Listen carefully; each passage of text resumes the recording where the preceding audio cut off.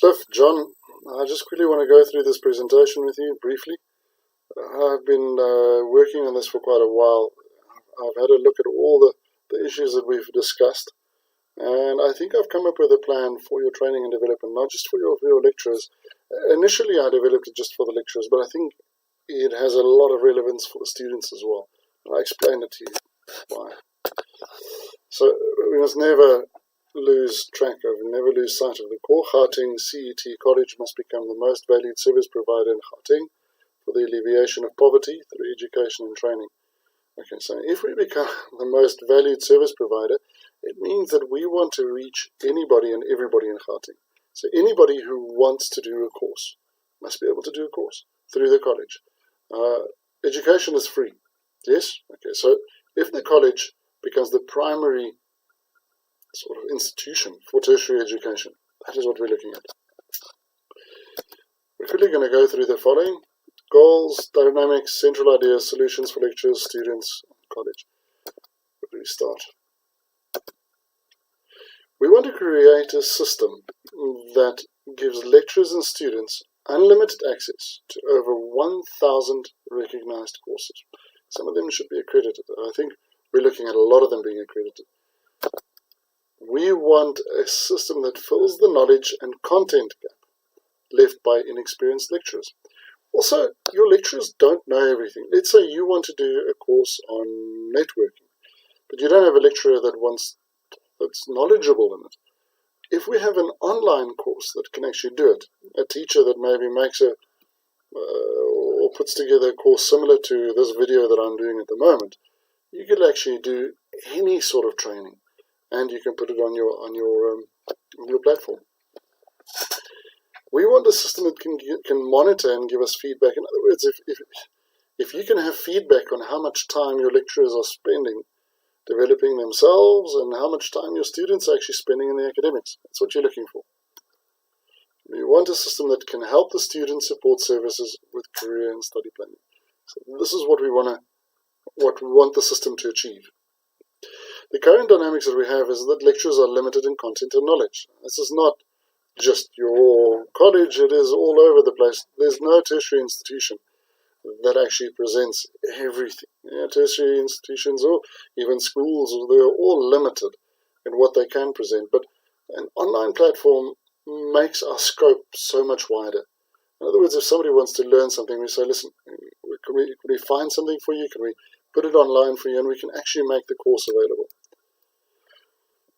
Our current dynamics is we've got a limited number of courses, both accredited and non-credit bearing, and that's a common thing. So limited number of courses, obviously all universities, all colleges, all schools. Logistical challenges. Now this is pretty unique to your college because you've got 47 campuses, but people still have to walk to get to you. They still have to, they've got to go to travel. What if they could do a course at their closest internet cafe or at the closest hotspot? They can sit with their smartphone and do a course at the local hotspot. I think Vodacom and MTN have these hotspots. I've seen them in the townships where they actually literally go and sit and spend time online. We have limited monitoring capabilities for both lecturers and students. So the numbers that you have on the number of enrollments and what lecturers are actually doing in terms of their personal development, it's a bit of a thumbsuck, I think. I mean, there's paperwork to substantiate the stuff, but I find with the sort of thing that people often tell you what you want to hear. And if you have an online system that actually monitors it, then the truth is out there. So you can say to somebody, listen, I've seen you've only spent 2 hours on this thing. It's no wonder you should spend at least 10 hours before you can actually say that you know it or that you're actually proficient in it. A few central ideas. In other words, we want the Gauteng College to have an online training platform. The platform, the advantages for the students are there. We'll discuss them in a moment. For lecturers, lots of advantages there. And then, of course, for the college itself, many advantages there. Let's quickly look at those just a little bit bigger. So the solution for lecturers, first of all, we have over 1,000 available courses. Now, if the lecturer does not know something, let's say he's presenting a course, but he's not that knowledgeable in the course, he can use the platform for one of two things. either for his preparation, in other words, he can watch a video such as this one, that's on the specific module that he has to teach, or he can use the video the next day as the lecture. So for a very small price, you can actually have a laptop and a projector and a sound system in each class. And you can put a facilitator in. There's not a lecturer, a guy that's good at facilitating. In other words, he can play the lecture or the lesson. He can play it over the projector. And then when it comes to the practical work, when it comes to the academic side of things, he can walk around and help students with that. Because very often that is what they need. And if they need to watch the thing again, he can actually give them a link and say, listen, you're welcome to watch this again on your phone. You're welcome to watch it again at your home. And he can give them access to the lecture itself if they've missed anything. I think they have unlimited access to personal development tools. For me, this is one of the best things. If you're a lecturer but you want to learn how to do project management, or you want to learn Access or Excel or become better at Word, or one, doesn't really matter. Anything you want to learn, if they put a request in for it, we can actually look at putting a lesson on and making it available to them. It's unlimited. Unlimited access to content training for any course. This is what we discussed at the beginning. So if they want content training for any of the CETA courses, we are planning to put that online. We've got to obviously start at one end and work our way through with the stuff you've got there at the moment, and then we've got to look at new things that you want to present and do the content training for that. Unlimited access to career-enhancing courses. You can actually work out which way you want to go. As a lecturer, you can say, I'm teaching, I'd like to teach computers, or I'd like to teach IT in a while. But you could actually learn how to teach IT, because all the tools will be on the platform for you to do your own career-enhancing courses. Solutions for students. Okay, easy online enrollment. This is good for the student, it's good for you. It means he doesn't waste a day coming to the college, standing in line enrolling. It also means that the college saves on time. So you could actually have 200, 300, 400,000 students enrolling online, and you don't actually have to see them. You don't need the manpower to sit there, fill out forms, enrolling these guys. Students have access to all these courses, all the courses you want them to have access to. You decide, the college decides, saying, listen, these students, if you want to study Excel, you can have access to 8 Excel courses that are available. Or if you want to study, you can actually choose what you want to give them access to. I think the online content and teaching for specific courses, the CETA stuff, we've wanted to put that online for quite a while. The CETA has not managed it, but if Gauteng College can manage this, it'll be a massive, massive success, I think. And certificates for each successfully completed course. Now, this can come from the college, which I suggest, but the people who own the platform actually said that they are prepared also, if a student completes a course, if he does the assessment at the end and he passes and he needs 80% to pass, it's not an easy assessment. If he gets that right, they're prepared to send him a certificate.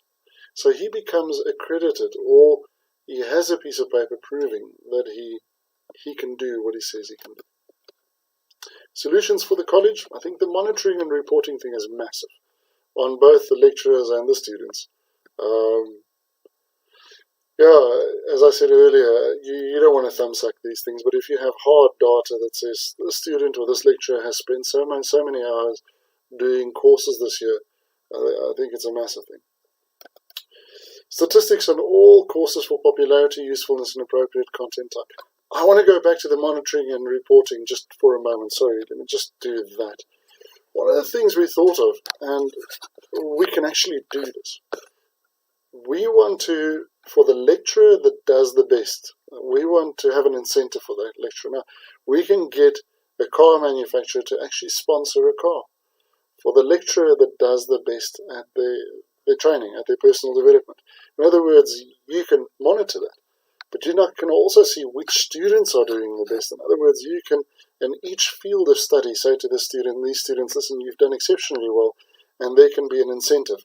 In other words, either we choose them to go on to learnerships, which has a stipend involved, if we can do those, or we can link them with potential employers.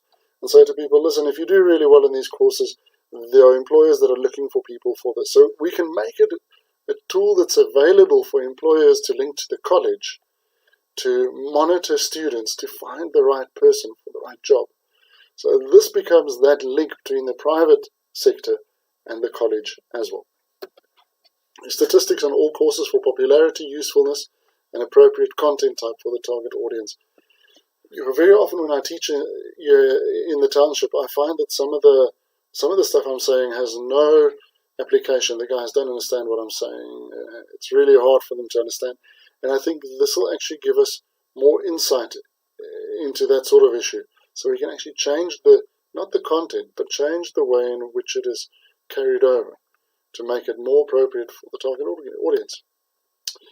So when we start, the first thing is you need to get the website up and running. Now the website is going to be expensive. We can't have a cheap website to run this. It's going to be about 10 times as much as I think you thought it was going to be. But the website becomes a classroom. The website becomes an enrollment platform. It becomes a monitoring platform. The website becomes your link to the students. It becomes the students' link to the college, which in turn links to the private sector and the BHET and so on and so forth. So the website, if we can get that thing up and running properly with the platform linked to it, I think that's our first priority. Secondly, and these things are not in order, but we need to do personal content development. So all the courses that you currently have, we need to get onto the platform. Thirdly, we need to negotiate. Now, I've basically done this. I've sat with so the owners of the platform and said to them, are they prepared to give us unlimited access for a certain price for Gauteng? And they said, yes, they are. Okay, that price needs to be negotiated with them. I can give you a rough idea when we see each other again, but it's way within your budget. In fact, it'll actually, yeah, it's a good price. So we'll sit and negotiate that. But imagine having unlimited access to all those courses for everybody in Gauteng from the Gauteng College. That is what we're looking at. I'll chat to you later. Yeah, thanks.